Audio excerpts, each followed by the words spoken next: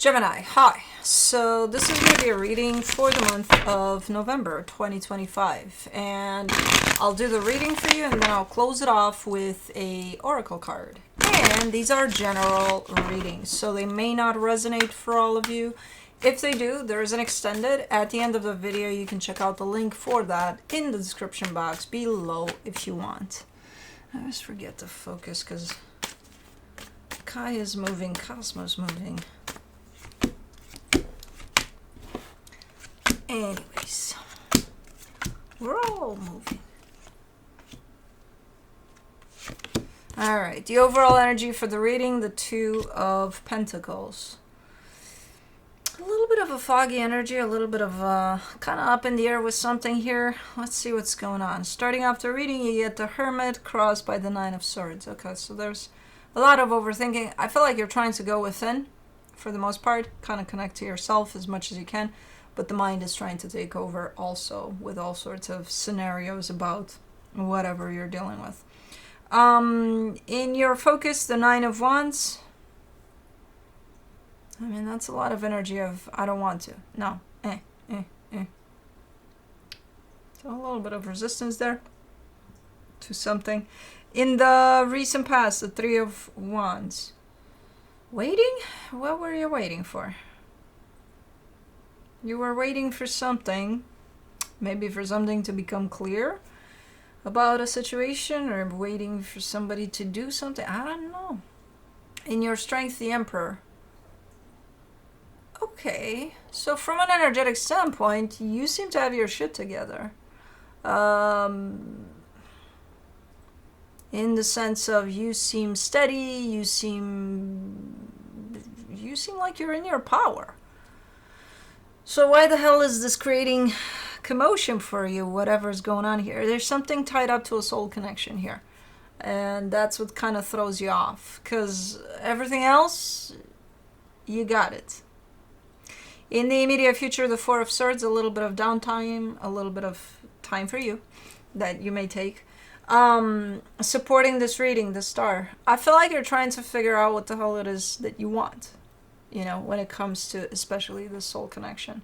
Maybe that's why there's so much, there's a little bit of noise, you know, around you as far as this situation goes. The energy that surrounds you, and you may not be aware of it, the Judgment card. With this one, I'm kind of getting a sense of you're in the middle of making a decision about something here. You're not there yet. It's not clear yet what the decision is. But you're in a process of figuring it out.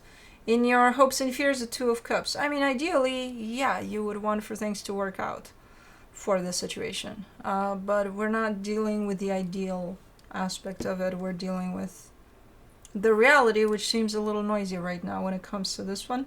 For the potential outcome, the Six of Cups. There's the soul connection showing up in there. I have no idea what it wants in that position there, but we'll get to it and we'll figure it out. So let's see, let's clarify. Let's do the Two of Pentacles.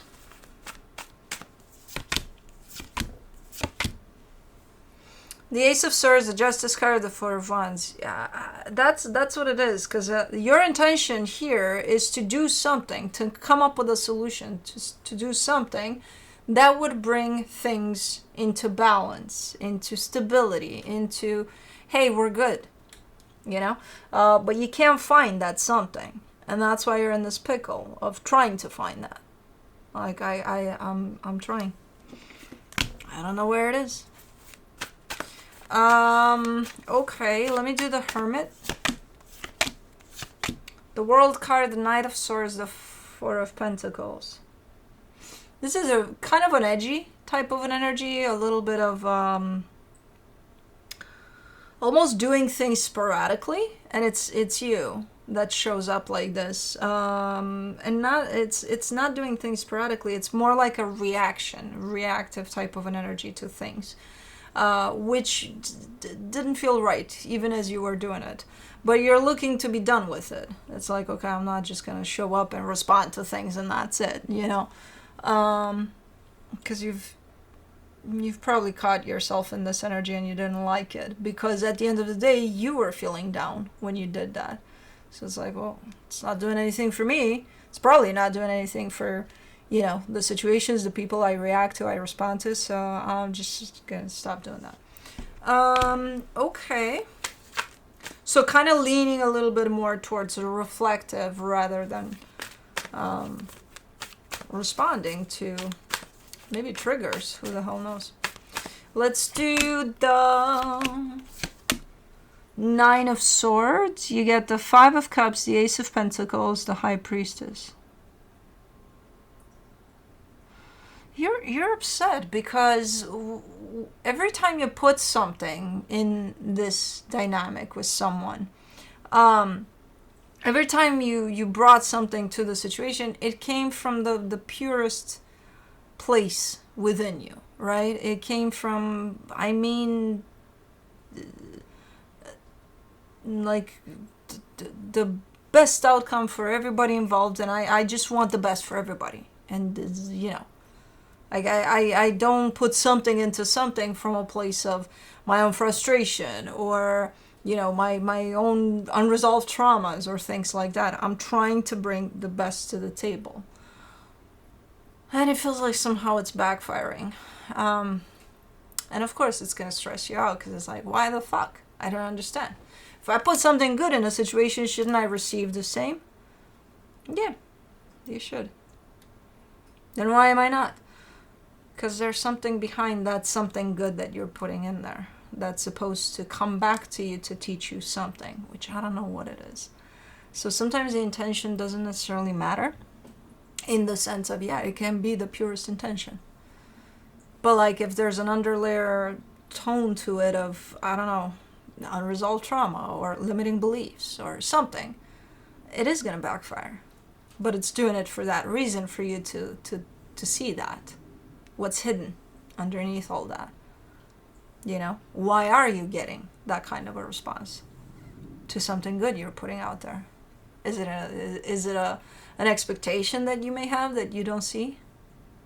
From a limiting belief? Like whatever I put out there, it's always going to come back nasty. Maybe you carry that belief. So it's for that reason, for you to see. It's not because the universe is out to get you or things like that. No. But I can understand the frustration, and that's kind of what's coming to the surface, but the frustration is not the point to that. You know what I mean? For the Nine of Wands, in your focus, you get the Page of Wands, the Lovers, the Ten of Swords. There's this idea, it's not set in stone. There's an energy that's kind of flying around you right now that says this dynamic is over. This connection to whoever, it's over. It's a done deal. It's not set in stone. It's not, just because the energy is kind of floating around you doesn't mean, it's over. But it's there. It's flying around. And you see it and you feel it. And the minute you acknowledge this energy kind of flying around you, you're kind of like, no. I don't think it's there to ask you if you agree with it or not. I think it's there to expose an idea to you, for the same reason, for you to open up to, where is this coming from? Why am I seeing this energy flying around me? Is it something I want somewhere within me? Is it not? It's not there for you to say yes or no to it. It's not a question. You know what I mean? It's funny because we all do the same. We all feel certain things and then we're like, oh, no, I shouldn't be feeling that. What's wrong with me? But it's like, these things are not happening, because someone is throwing them at us like, here, deal with this, It's for our own healing most of the times, if not all the times. For the Three of Wands in the recent past, you get the Four of Swords, the Judgment card, the Five of Wands. This is a conflicting energy, because this is an energy that says somebody has to wait, whether you or whoever you're dealing with, or the both of you. There's a wait. You gotta wait. You gotta wait a little bit. And then there's conflict. So I'm assuming somebody didn't wait. If there's conflict as a conclusion to that. Okay, so that kind of that kind of formed a sense of conflict that I don't see it being resolved. It's still there. Over the waiting aspect, over the even the rushing to make decisions aspect, or stuff like that. So there's something around the timing of things that just doesn't necessarily fall into place here, where you may at times want to wait on something, where whoever this is at the other end of this doesn't want to wait on something, and it's like you can't reach a middle ground there. You hold your own, they hold their own. I don't want to wait, I want to wait. How do you work with that? You don't really, so it becomes conflict. It becomes a conflicting energy. And that also is flying around here at this moment in time. It's almost like seeing how energies are being born from all sorts of interactions and all sorts of things here. And I also see that nobody really is addressing them. They're feeling them and answering to them as if they're questions. No, they're energies that need to be addressed somehow on a personal level and then throughout this dynamic. But for the Emperor, in your strength, you get the King of Pentacles, the Three of Wands, the Temperance card. Oh, you got something going on outside of this. You got something going on that's yours and only yours. It has to do with your stability. It has to do with your personal sense of growth and your stability. And it's kind of been the main focus for a very long time. And then this is trying to take over for the main focus. And sometimes it feels like it does. But no, this one sticks out all the time. This one stands out for sure. This one's always there. You know, that energy is never going to leave you because it's you, basically. It's a nice energy, very steady, very grounded, very like, you know, it talks about your growth. It talks about you. And then comes this as a wave that covers it up sometimes. But no, that always somehow stands out and kind of sticks out here from all of whatever this is trying to do. That's nice, because I feel like that's your safe space too. You know, when things get too much here, you go there. You're like, okay, I'm just gonna go there and do that, because, you know, I know what that's about. Okay, nice. It's like your little sanctuary. For the Four of Swords, in the immediate future, you get the Three of Swords, the Page of Pentacles, the Magician.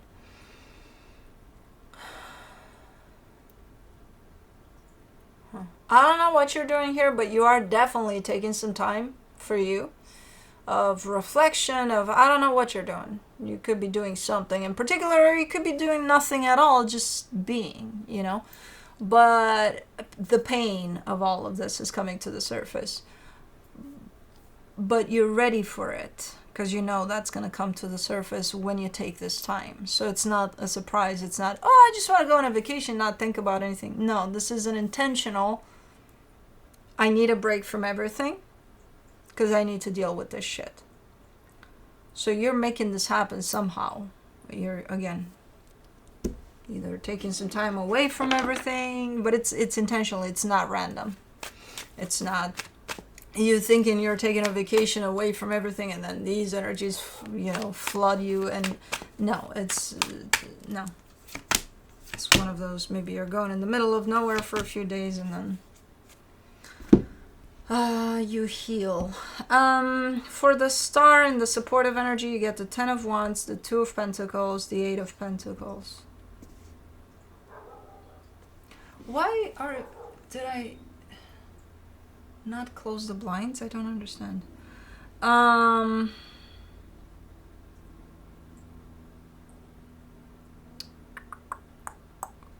You're working on something right now, and whatever it is, that's where the two worlds kind of intertwine. You know, that your whole place of sanctuary there, where it's about you and your stability, and then whatever's going on here, they kind of start to blend in terms of, I see you working on something and you have a goal, you have a direction, you have a, this is what I'm doing, and then this energy kind of comes through and it's kind of sitting there in the middle, and it almost looks like it's interfering, like it's not allowing you to pursue your goal clearly, because you're affected by whatever's going on with this.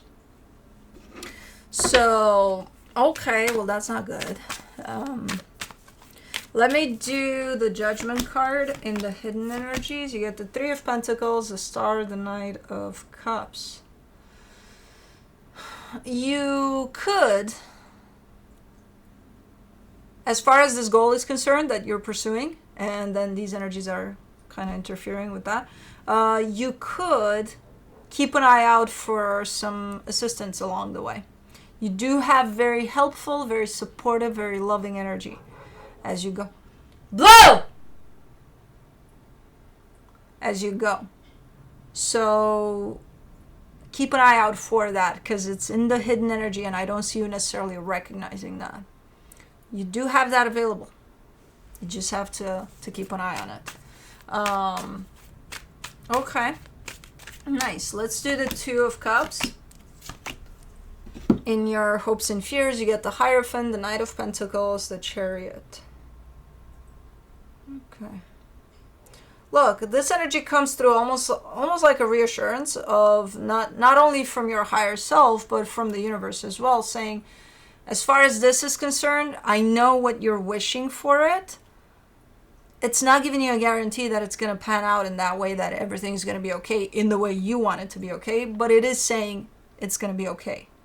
It's going to resolve itself, you know, in time.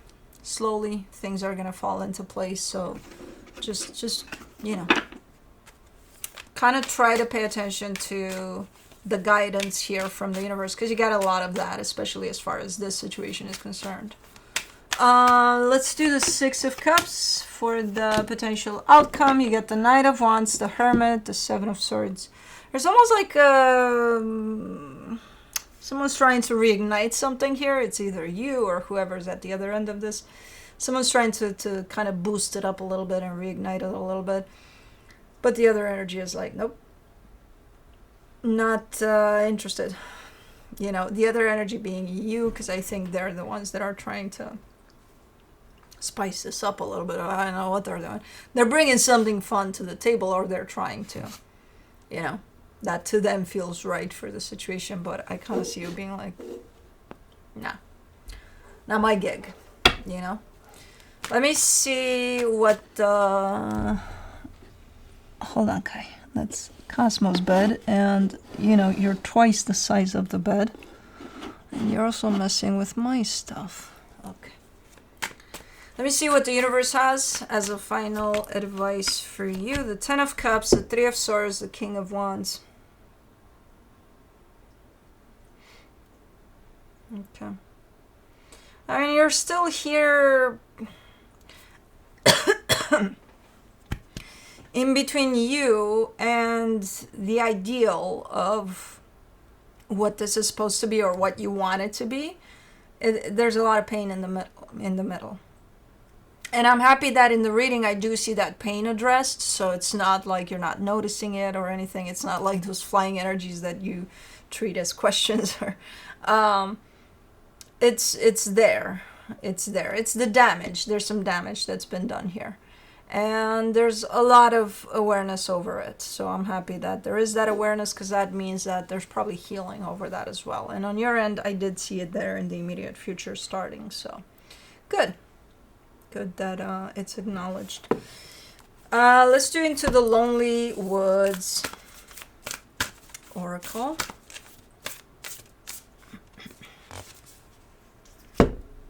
Death moves amongst us. You know Cosmo's a Scorpio, right? And you know what Scorpio represents, right? Cosmo, I'm going to need to still read this for them. Okay, go. I know Kai took your bed. Number 25.